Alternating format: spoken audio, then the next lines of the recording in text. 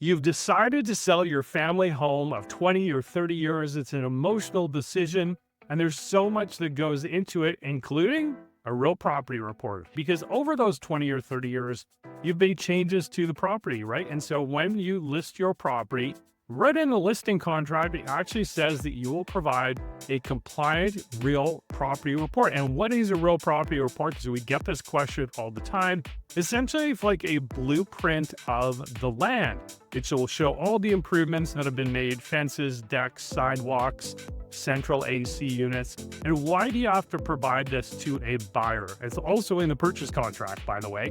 You provide it to the buyer for the buyer to have comfort knowing that everything is inside of your property line and meets municipal compliance. So, for example, you can have a central AC unit that might be too close to a fence line. You might have a garage that encroaches into the city property in the back alley. Or maybe you've added some sidewalks to your front drive garage home, and those also encroach into the city property, in which case you would actually need an encroachment agreement with the city. Now, that can take a long time to get. So we want to get to the real property report early on in the process. Now, some people, especially up in Edmonton, what is with you guys up in Edmonton? You do a lot of title insurance up there.